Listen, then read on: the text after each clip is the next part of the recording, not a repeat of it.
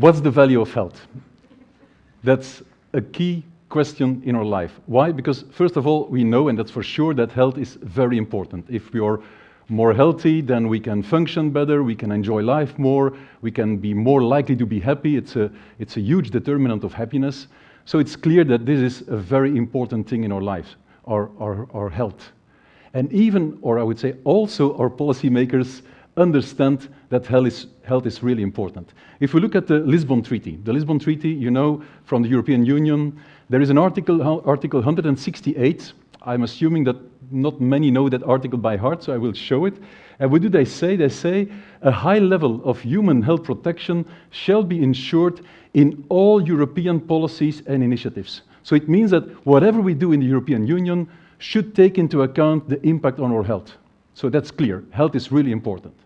But that was not, of course, my question. My question was, what's the value of health? So that means, how much money do we want to spend on our health? We cannot spend all the money of the world on our health. How much money do we want to spend on our health? That's a crucial question. Of course, you can say, what do you mean by health? Yeah, let's look at the definition of the World Health Organization. They say health is a state of complete physical, mental, and social well-being. It's a kind of state of perfection. That's what we want to achieve. And then the question is again, how much do we want to pay? What is our willingness to pay to achieve that level? And guess what? We can do that. We can measure the willingness to pay of people to have better health. And I cite one study. There are many studies. One of them was by a French group from Lyon, and they interviewed 1,500 European citizens with a very simple question: if we can reduce your health risks, so environment, other risks that affect your health, if we can reduce those risks, which helps us to gain you 1 year of health, of perfect health, how much would you be willing to pay to have that risk reduction in order to gain more health? You can imagine that some people say, nothing at all, I don't want to stay 1 year longer in this valley of tears, and others that want to pay really a lot. So it's of course very variable. But the average was, guess what? It was 40,000 euros. That was the result of that study. The average value that we assign to 1 year in good health equals 40,000 euros. And with a lot of variability, as I just said. Okay, so that's the story. That's the end. We know now what is the value of health. 40,000 euros for one healthy life year. Of course, that's not yet the story. There is something else. We also care about the health of others. And that can be for many reasons. Why do we care about the health of others? Some of us simply for egoistic reasons. I want my neighbor to be well treated, because if he's not well treated, he gets an infection and then he can infect me, and I don't want that to happen. So I care about his health just for egoistic reasons. The second reason is paternalistic. I want to care about the health of others just because I like to care about the health of others, and I like to be in charge and play the boss. You should lose weight. Well, don't take it personal, but so you should stop smoking. That is paternalistic. And then there's a third reason, that is altruistic. We care about the health of others simply because we feel compassion with others, we empathize with others, and luckily still many people in our country and in our world are altruistic and have this motivation to care about the health of others.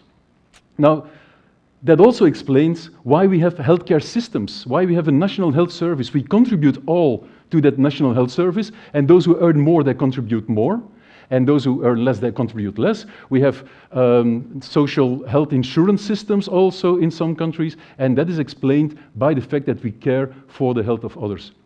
But we have to admit, some are against that, some don't want that kind of solidarity. In some countries we don't see that kind of systems. So there is still a problem. There is, in my view, not enough people that are altruistic.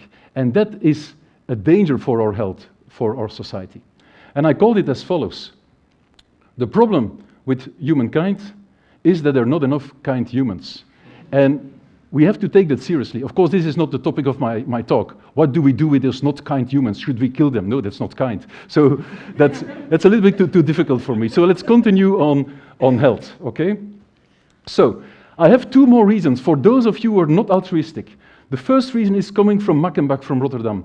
They found out that if we can close the health gap, so the inequalities in health between those who have poor health and those who have good health, and mostly that's also related to poor income and high income. If we can close that gap, we could save 20% of our healthcare expenditure, because we would have more healthy people, less sick people, less hospitalizations, and so on. There is no other policy measure that can save 20% of our healthcare expenditures. And there's a second argument, and that comes from Oxford. The guys from Oxford, they did a study, and they looked at all European countries.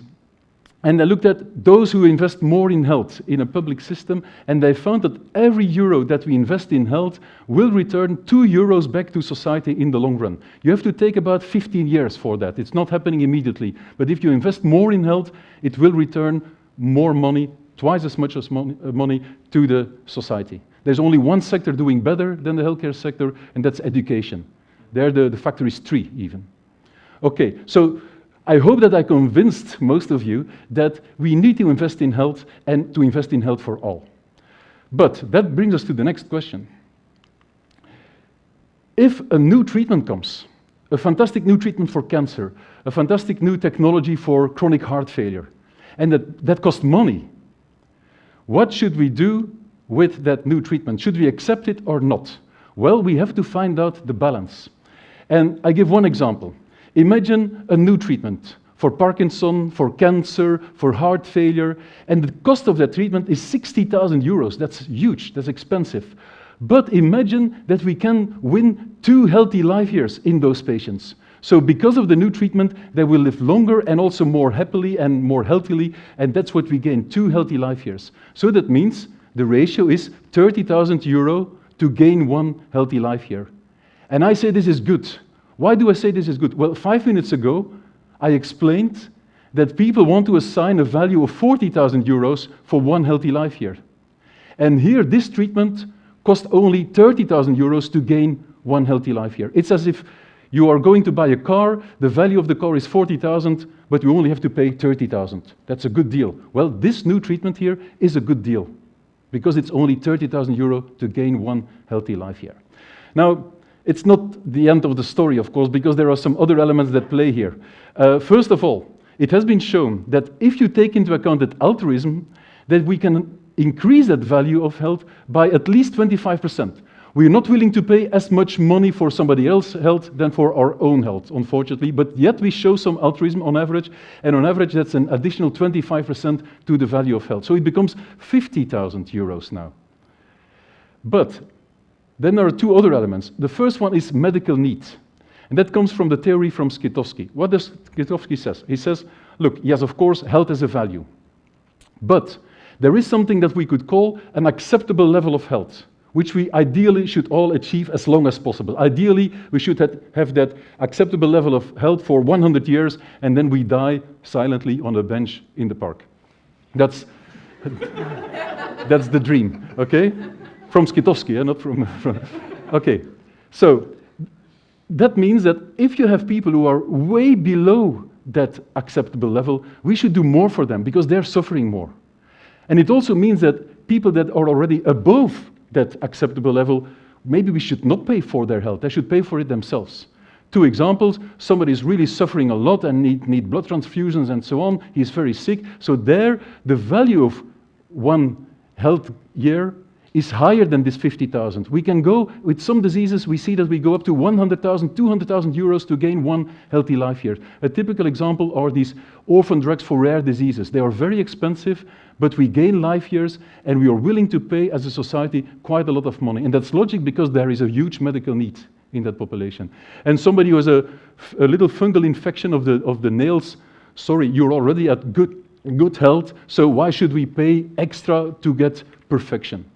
And that's wrong with that definition of the WHO. They say it's a state of complete physical, mental, and social well-being. And I would like to suggest to change that, to say health is a state of acceptable physical, mental, and social well-being. We have to avoid that we go for the perfection, and because we waste a lot of money by trying to go for the perfection. And that's why we call it medicalizing. So we try to make everything a problem and try to get a treatment for it, and that's not good. There's a second problem, that is budget impact. Imagine a fantastic treatment, and it has good value for money, but 20% of our population is suffering from that disease. then unfortunately and correctly, the decision maker, the payer, will say, sorry guys, but if we pay as from tomorrow for that new treatment, it will affect our healthcare budget too much, we cannot afford it. And Birch and Gaffney make the comparison with cornflakes. They say, imagine you go to the supermarket to buy cornflakes and you select the cornflakes with the best value for money. However you find that out, that's your problem. But imagine that they say, you have to buy that one by at least 5 kilograms. Then you will not buy it, because your budget for the weekend is limited, and if you buy 5 kilograms of cornflakes, there is not money left to do other things this weekend. So it's not only about good value for money, it's also about medical need, and it's also about the impact on our budget. And based on these 3 criteria, our policymakers should make clear what is our societal willingness to pay for extra health. It's not all the money of the world. There are limits, but these limits are affected by medical need and by the budget impact. The problem today is policymakers don't want to talk about that, because it's a little bit weird to talk about the value of health, but we have to be explicit about it. I end with 2 final comments. First of all, waste. We waste a lot of money in the healthcare system. We take too many drugs, we get too many investigations, imaging techniques, unnecessary surgery. All that money that is wasted, that's not only wasted money, it's also wasted lives. So wasted money equals wasted lives, because that money cannot anymore be used to treat people who really need it with fantastic new innovations. So that's really a message to all of us. Let's avoid that waste in our healthcare. Second and final point is, why are we making unhealthy choices? We just said, oh yes, health is very important. We all find health very important, and yet we make unhealthy choices. We drink too much. Now and then a drink is okay, but we drink too much. We smoke, many of us smoke, sugar, fat, and so on. Why is this? Well, because we are sick. We are making unhealthy choices because we are sick. We are namely addicted. We got, sooner or later, addicted to all those things. Even to sugar and to fat, you can get addicted. And that's, of course, a problem. So, I would like to conclude with some recommendations for all and for our governments. First of all, our governments, I want to convince them, please invest in health for all. It's good not only for those people, but also for the economy. Secondly, make explicit to the innovative industry what are our societal limits. We need innovation, but it cannot cost the end of the world. So we need to communicate better to the innovative industry. Dear industry, this is the amount of money that we want to pay for 1 additional year in good health that you can offer to our population. We have to fight against waste. All that money that is wasted, that's terrible. We have to take care of our health. It's easier to say than to do. And we should also take care of the health of others as if it was our own health, because it helps in the end also our society to be a better society. I start sounding like a preacher now, sorry. And finally, we have to fight against that industry of addiction. And we have to start today. And we can use also technology, by the way, to help us there, to fight against that industry of addiction. So my final comment is, the value of health is what we make of it together. Thank you very much.